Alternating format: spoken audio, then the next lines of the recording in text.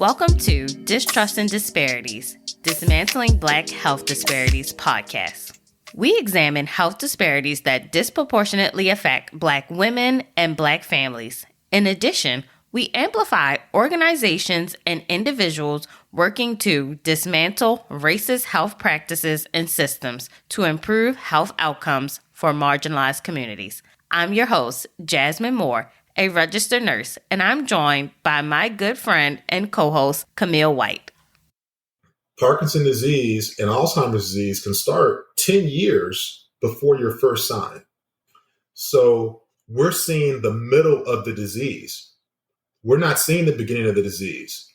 We're seeing the beginning clinically, but brain-wise, that disease has already been there and progressing, and now your brain has just been unable to compensate with those neurochemical messengers that are sent back and forth between the nerve cells.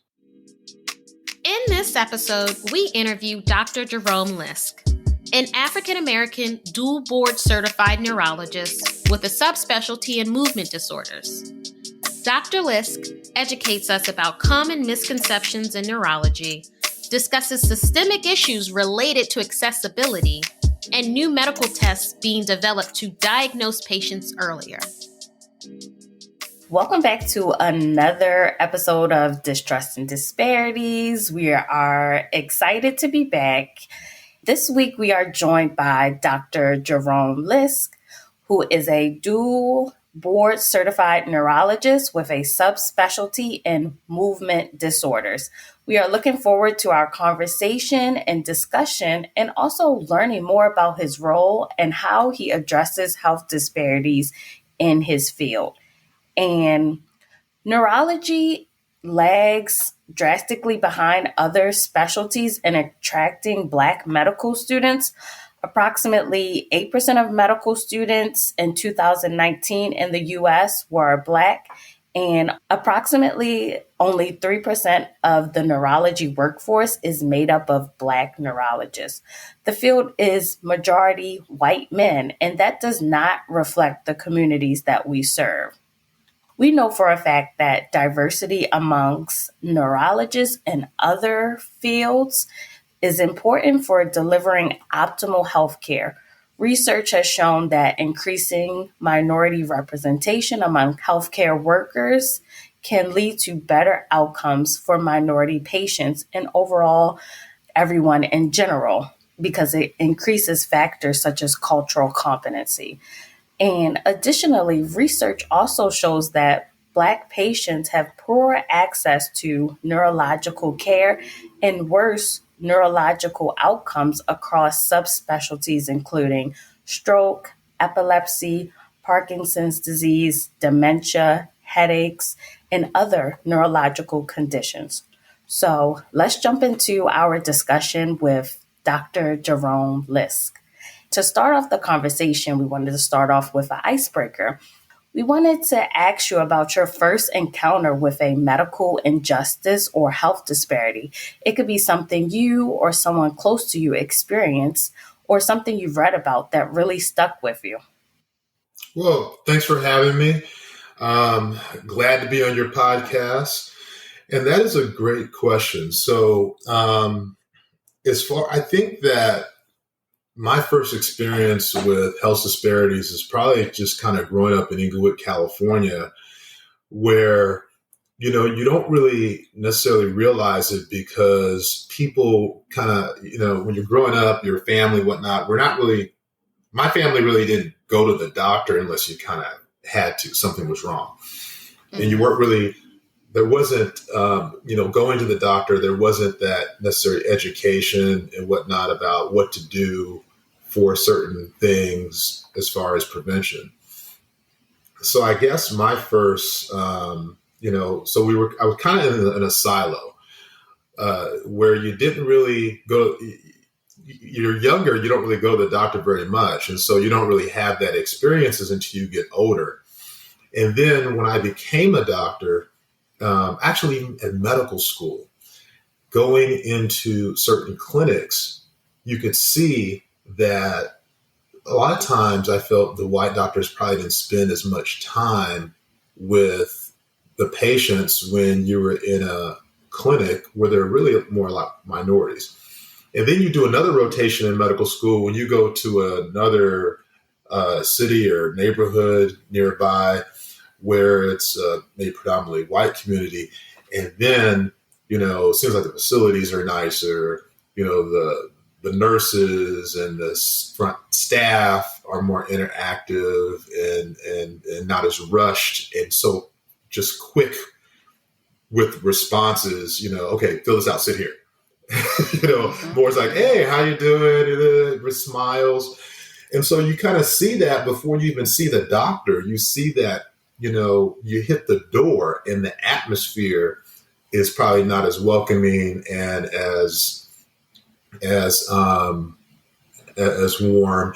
And then you're kind of in and out and you kind of feel as if, you just kind of told what to do and that was it. So my first was just observation. Mm-hmm.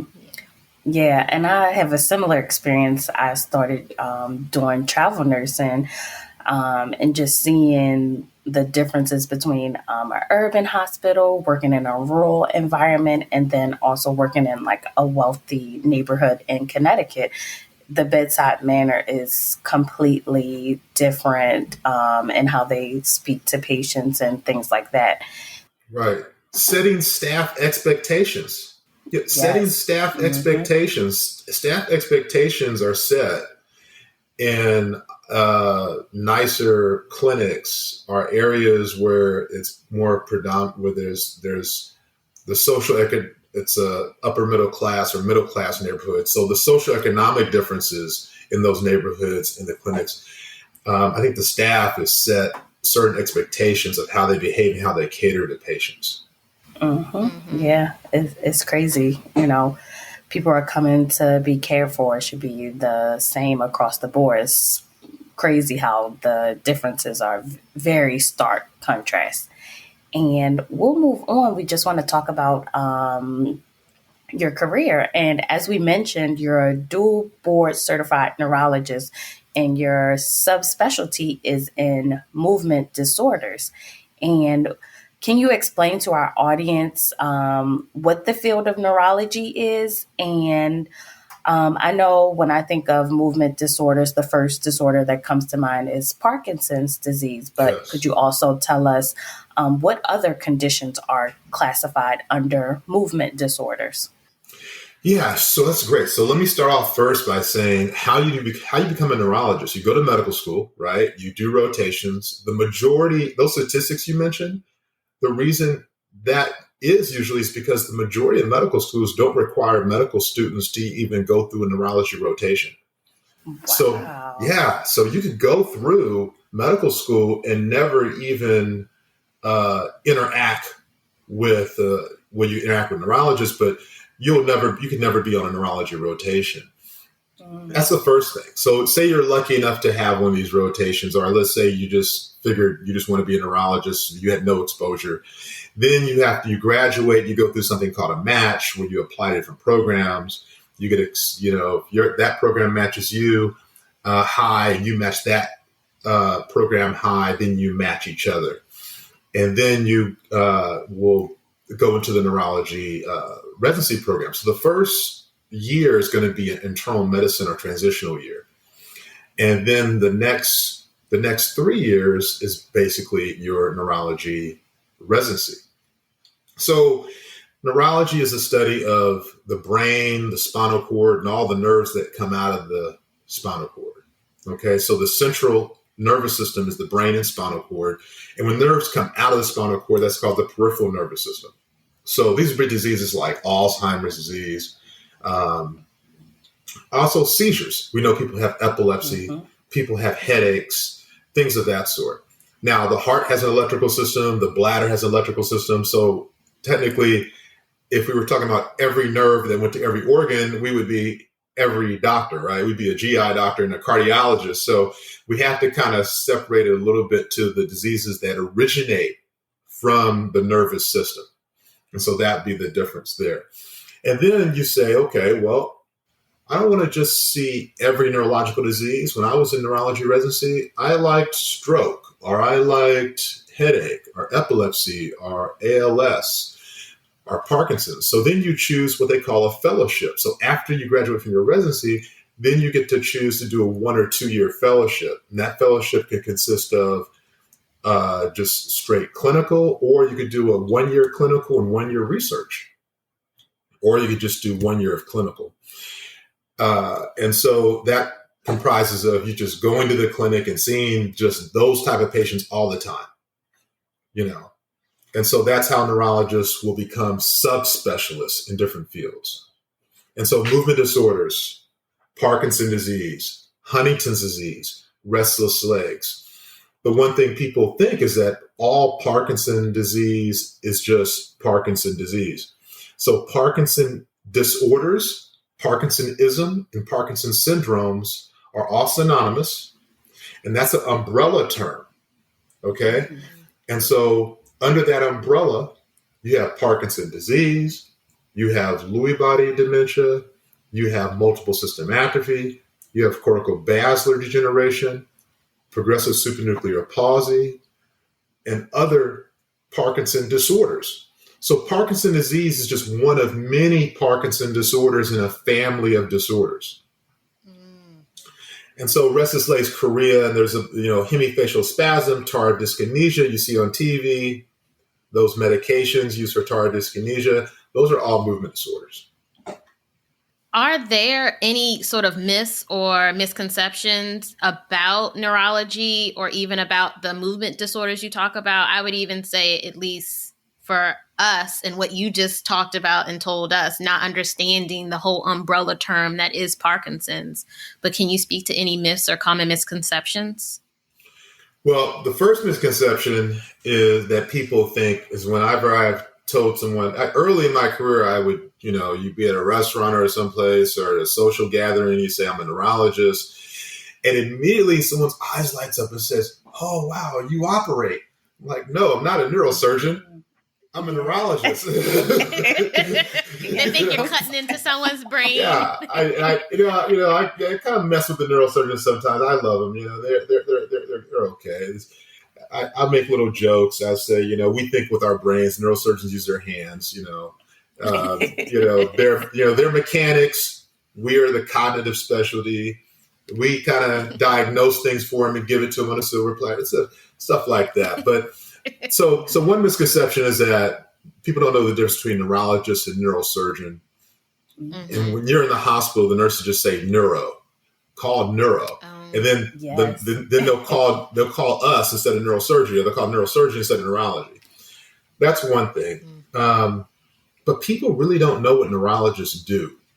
And when you say movement disorder specialist, that's a word where patients say, okay, well, what is that?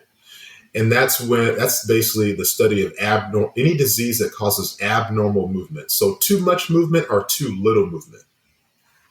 And the misconception, just like with Parkinson's disease, that there's all these Parkinson disorders, and Parkinson's disease is one of them.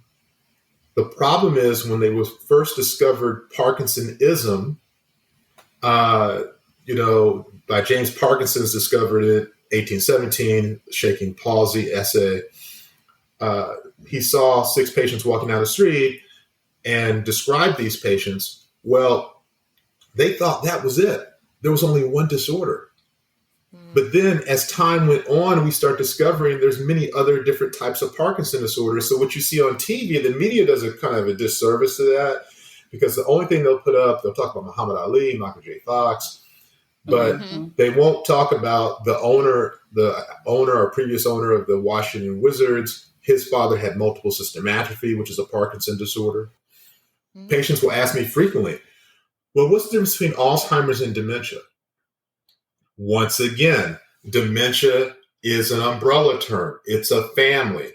Alzheimer's is just one type of dementia. You have, once again, Lewy body dementia, which shares both categories of a Parkinson disorder and dementia disorder.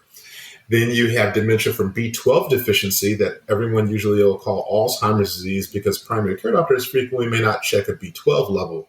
And if it's below 300, it's B12 deficiency. But If it's between 3 and 400, you have to order something called a methylmalonic acid and homocysteine, which is a fasting lab, to make sure they don't have occult B12 deficiency, because 10% of people will have that. So then you have vascular dementia, right, from multiple strokes and et cetera. And then you have frontal temporal dementia, right? And then you have a dementia called cerebral amyloid angiopathy, where people have amyloid plaques in the brain and they have microbleeds. And those bleeds over time cause dementia. And most time they don't feel them. They can have 50 or 20 of these things and never have felt a bleed until they have a big enough one where they feel it. So there's many different types of dementia that exist. Normal pressure hydrocephalus, that could be dementia too. And it can show up, it could have features of Parkinsonism. So knowing that there's umbrella terms and there's many disorders that fit under them, those are the two big misconceptions: is Parkinson's disease is the only Parkinson disorder, and Alzheimer's is the only type of dementia.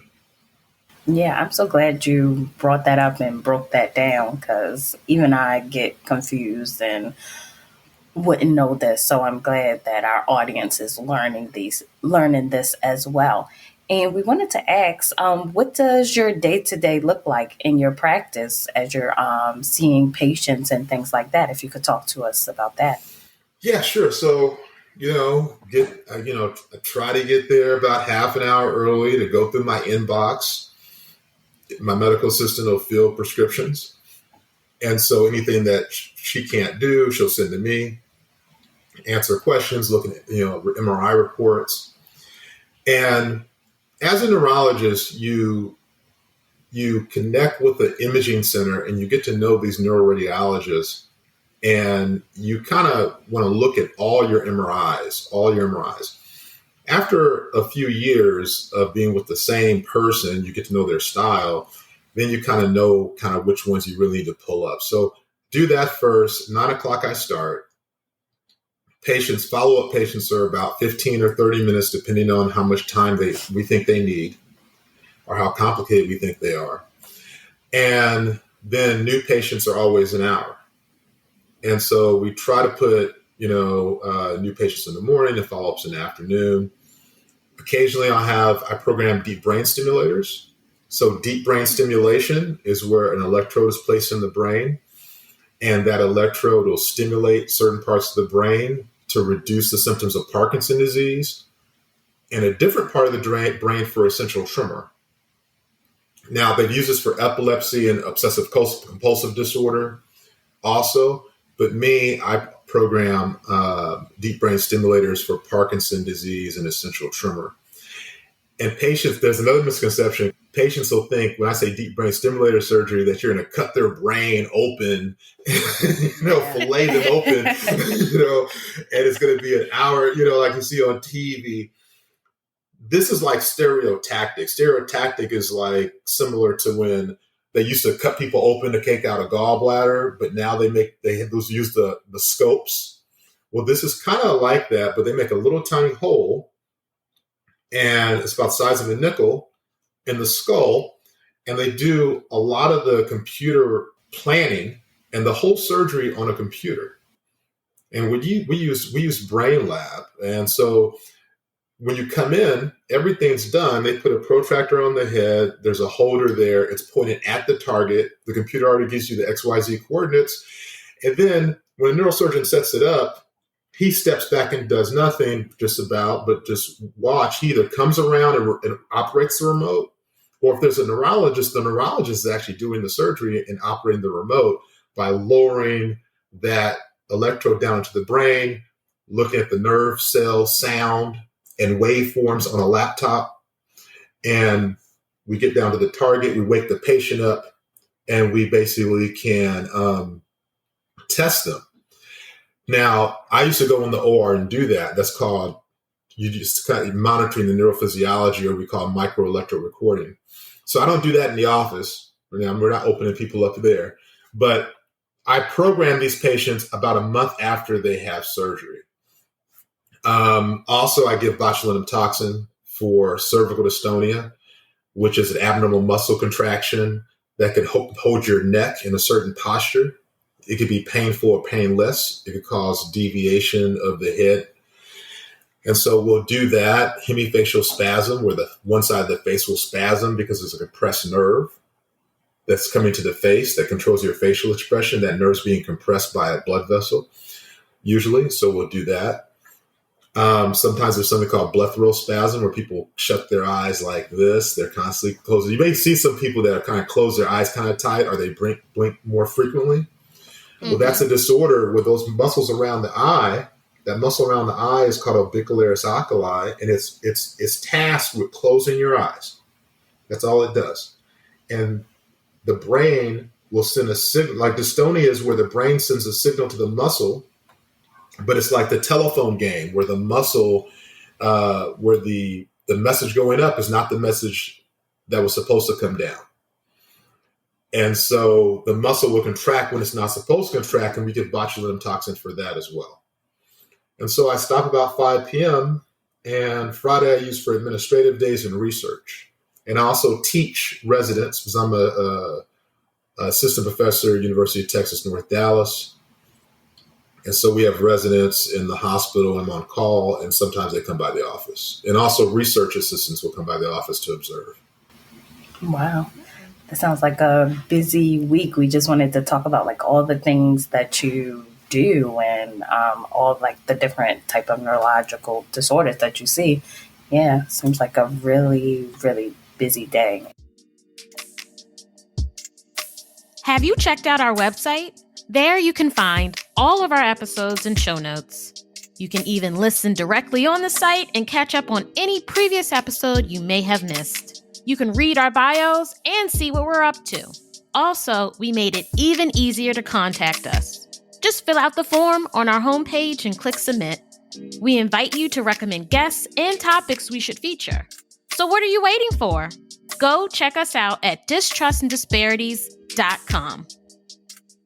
And we wanted to segue and just talk about some of the disparities in the field.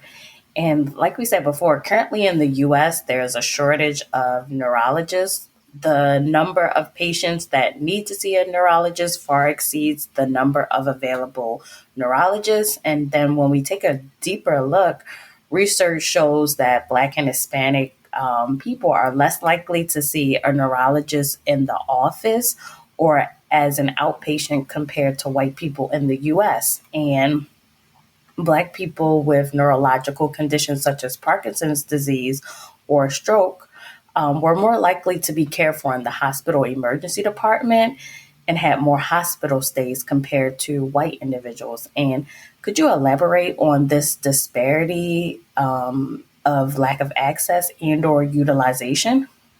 Yeah, and that's a lot to unpack because it's multifactorial. Mm-hmm.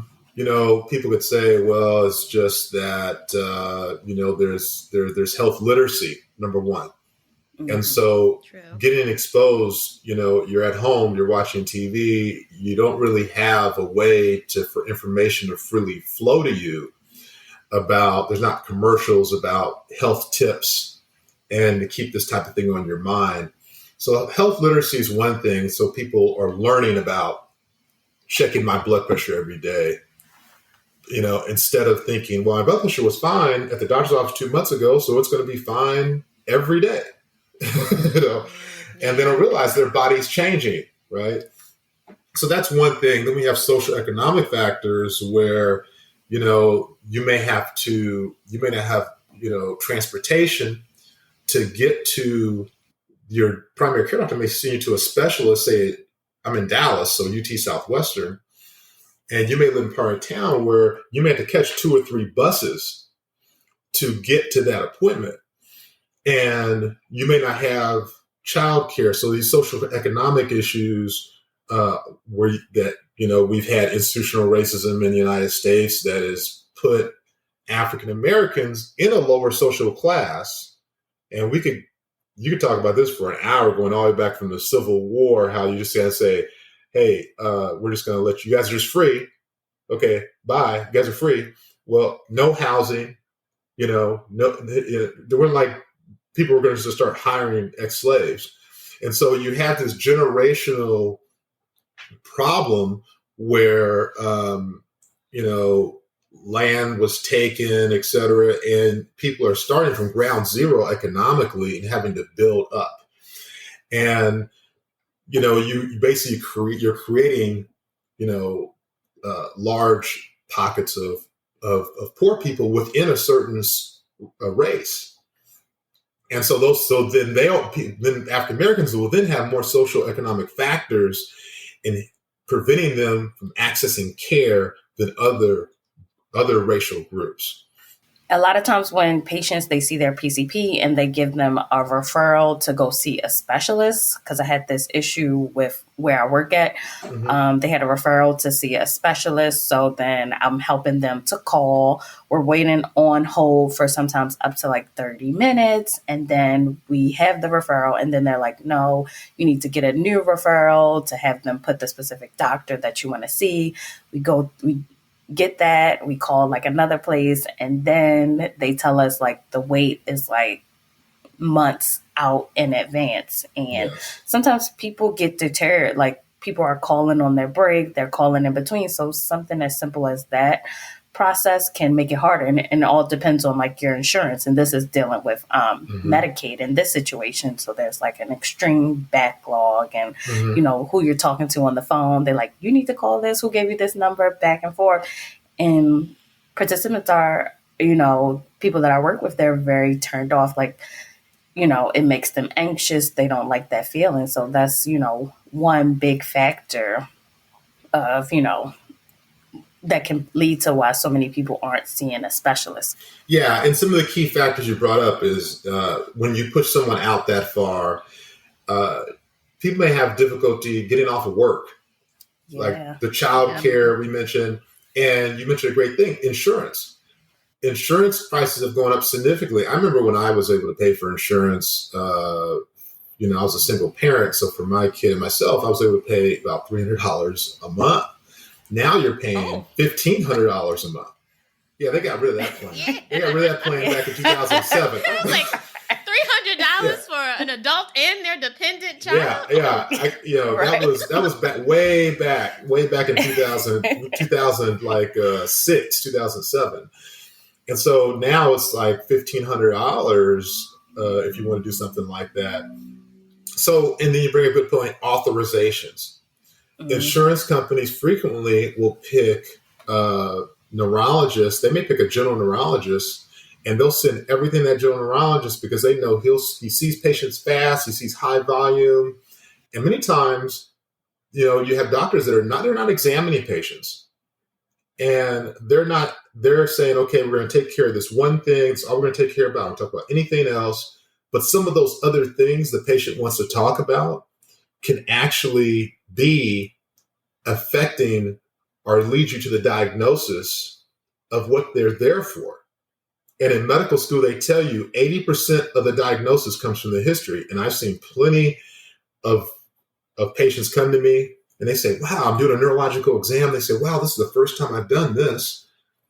And they've seen like 2 neurologists in the past. And so it's obvious the neurologist did not examine them. And they'll say, yeah, he just had me walk down the hall and said I had Parkinson's. Wow. That's insane, because it's like a full exam is required to, like you said, understand completely. And I love that whole thing of you're being taught that 80% is of the history of what you're being told. And if you're not listening to your patient, how are you going to have a well-rounded, complete picture of what's going on with them? And that, unfortunately, there are doctors who are operating in a way of like, you're just getting in as many people as possible and you're just checking a box for these insurance companies and going, okay, now reimburse me. I saw this person and I did, my job, but you didn't do a great job. You just did something to just barely get by. Right. And that could discourage patients from coming back because the lack of expertise of the neurologist you're seeing, let's say they're just a general neurologist, and they could be a great general neurologist. I've seen great general neurologists treat movement disorders sometimes just as good as a movement disorder specialist. But let's say you get someone that doesn't have that subspecialty expertise. They may say, don't worry about it. It's nothing. So many times, I think every neurologist will say this. I say, almost half the patients that will come to us will say, I told my primary care I was having memory problems. And they said, oh, don't worry about it. You're getting older. Or they say, we have a tremor. And they say, don't worry about the tremor. And it may be anywhere from 3 to 6 years before a patient will actually see a subspecialist that they need to see. All that time lost. Brain is time when it comes to dementia. Now, the dementia is rapidly progressing and you have medications that can slow it down, and you've lost that extra time of independence. You have a Parkinson disorder, you can improve the quality of life of people, but sometimes it's people wait until it's obvious before treatment is sought. And that could be the fault of the patient or the doctor. Mm-hmm. And if you're seeing 30 patients a day as a neurologist, or 20, say 25 to 30, you're not examining those patients. That's one sign. You just look and see how many patients someone sees in a day. And if they're seeing really large volume, they're not examining those people. If you are enjoying this episode, you should consider buying us a coffee. Yes, a coffee. That small gesture will help us continue to create quality episodes and content. Click the Buy Me a Coffee link in the show notes or check out our website at distrustanddisparities.com. What are some symptoms that people should look out for? Because I want to talk to just like cultural beliefs about aging and things like that. Some people may think, oh, this is just a normal part of aging. My grandma, my mom, she's just forgetting things. So don't worry about it. She's just a little shaky, but that's normal. But what are some signs and some early signs and symptoms that people should look out for? And say if the doctor is also telling them, oh, that's normal, but they want to go a step further and just make sure, and they want to advocate for themselves to get a neurologist or get further testing. Can you just speak to that? Yeah, that is a great question. Geez. It also hits on Camille's question previously about misconceptions too. So there's a misconception that everybody that gets older just, is going to have bad short-term memory. And if you're having memory loss, it's because you're getting old, right? But as our population gets older and older, now we're realizing that's probably not the case. So for dementia, it's insidious. Parkinson's starts off very little insidious. I'll start with Parkinson's first. So Parkinson disorders, any Parkinson disorder, usually starts off, the hallmark is slowness of movement. So I have wives tell me, well, my husband used to always walk faster than me, and now I'm walking right next to him, and now I'm walking in front of him. He's walking behind me. Mm-hmm. That's a sign, unless you have a hip, a knee, some other mechanical problem, low back pain. If you're not having any other things wrong with you, and you see your loved one taking longer to get dressed, taking longer to do the activities of daily living, brushing their teeth, doing things like that. You're waiting for them for 5 minutes. Now you're waiting for 20 minutes to get ready. That could be a sign that there is a possible Parkinson disorder occurring. The misconception that Camille mentioned before with medicine in Parkinson disorders is that every Parkinson disorder has to have a tremor. In order to have Parkinson's disease, you have to have a tremor. There's 3 types of clinical presentations for Parkinson's disease. You have tremor dominant, where it starts off as a tremor. You have no tremor, and you have very slight or no tremor ever. And that is basically akinetic rigid.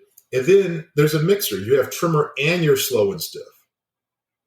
So you need 2 out of 3 to diagnose Parkinson's disease: tremor, rigidity, and bradykinesia. The bradykinesia means slowness of movement, and that is the hallmark. We go to dementia. Dementia is harder because it starts off with people doing those common things, losing your keys, forgetting appointments, forgetting names of people that you should know. that starts to happen at a higher frequency. Now, it's important to know that there are two neuropathologists, husband and wife team named Brock and Brock, who have done thousands of brain autopsies and has done the pathological staging for Alzheimer's and Parkinson's disease and even Lewy body dementia. And what they found is that Parkinson's disease and Alzheimer's disease can start 10 years before your first sign. Some people may even think 20 years, because with Parkinson's disease, you can act out your dreams, and then 20 years or 10 years later, you develop Parkinson's disease. 70, 80% of those people develop Parkinson's disease. 60, 80% of them do. So we're seeing the middle of the disease. We're not seeing the beginning of the disease. We're seeing the beginning clinically, but brain-wise, that disease has already been there and progressing, and now your brain has just been unable to compensate with those neurochemical messengers that are sent back and forth between the nerve cells. Is there research? Are there now things that people are hoping in a certain amount of time, hopefully in the near future, but you never know, of being able to look at the brain and see those early signs that aren't showing up as actual physical symptoms, but are then showing up on the brain? And like, where are we in that stage to be able to have people start doing those tests? And like, the recommendation of when you hit 35 or 40 or whatever, and you have a family history, blah, blah, blah, maybe you step it up earlier. Like, are those tests being developed, and are they actually being utilized, hopefully, when and if they are developed? That's the dream. And you hit another great point. I love you guys. I love your questions today, guys. You're really hitting on all cylinders. You guys came prepared today. Yes. We wanted to pick your brain. Yes. Here today. I'm going to borrow you guys, take you to one of these medical conferences and have you question some of the doctors there. So basically what she's talking about are biomarkers. Okay. Biomarkers, there's different type of biomarkers. Biomarkers for the blood. You can use biomarkers that come from the cerebral spinal fluid, or biomarkers that come from imaging, like a MRI, or like a nuclear medicine imaging called a dopamine transporter imaging, which is a nuclear medicine test. So what is a biomarker? A biomarker is going to be some type of substance that you find in the blood, spinal fluid, or that you could see on an imaging study that lets you know there's a disease there before clinical symptoms occur. Okay? And that this person may be at risk. So we know that there's symptoms that occur in Parkinson's disease before physically you have symptoms. So I designed a clinical trial with GE Healthcare that looked at, you have REM sleep behavior disorder, which we know happens 10, 20 years. We know decreased sense of smell can happen 7 years or more before Parkinson's disease. And it also occurs with Alzheimer's. So, it can happen in both. And then we have constipation. So we can't draw blood from everybody that's constipated or everybody that's, has decreased sense of smell. Right. Mm-hmm. But when you look at a number, you have a questionnaire that you may be able to ask people, or you have one thing such as REM sleep behavior disorder, where people act out their dreams when they're asleep. Then you could use that and say, I'm going to take, and this has been done by a friend of mine at Mayo Clinic. You take all those patients that act out their dreams in their sleep, and they've done something called dopamine transporter imaging that looks at these reuptake channels, that once the dopamine comes out the nerve cell, it needs to come back in. Whatever's not used comes back in the nerve cell. But those reuptake channels disappear with Parkinson's disease and other Parkinson's disorders. So dopamine transporter imaging can tell you if you have any of these Parkinson's disorders. It does not diagnose Parkinson's disease, but now we have something where we could say, oh, look, we can actually do this and see which people may develop Parkinson's disease. We can draw blood. There's a new blood test called p-tau217, Eli Lilly, and another company called OzPath in San Diego or San Francisco, there in California, has developed this blood test that has a very high sensitivity for diagnosing Alzheimer's disease through the blood. And that's already been commercialized March 2022, but the insurance companies, yeah. So they're charging $500 for this test, and it's not even commercially available with Quest. I looked it up just yesterday. It's not commercially available with a lot of labs because there's these barriers. So hopefully with Eli Lilly coming out with this, it'll be in other organizations may also come out with this test as well. We'll have this where we can actually start imaging patients that have certain family histories or other type of factors, decreases of smell and other things, and combine these biomarkers so that we can find those people that may develop it and actually do preventative trials. Because there's been no preventative trials, because with Parkinson's disease and Alzheimer's, by the time you get clinical signs, you've already lost more than 50% of those neurons producing that dopamine or acetylcholine. So that's damage control. My theory is that you need at least to intervene before 30% of the cell population has died. And because now you're protecting something, now you're doing neuroprotection. And we haven't found what that percentage is, but hopefully we will. Yeah, I definitely believe, prevention is the way to go, and making it more accessible for everyone, like the same way you see your PCP every year, adding in certain neurological tests, especially if it runs in your family or things like that, so that it can be diagnosed early and we can start putting those interventions in place. So hopefully things are getting approved. You said 2022. So hopefully it'll become more accessible to everyone. So I'm glad you're on the podcast to talk about this.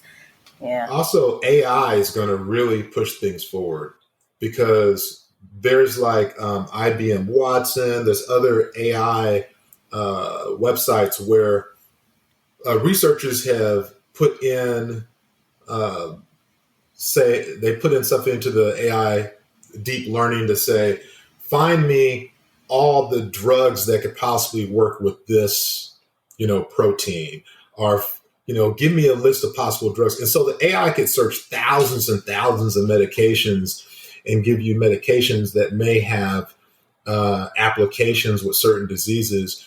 And it could also screen thousands of different proteins and protein structures, and probably really help us find biomarkers a lot faster.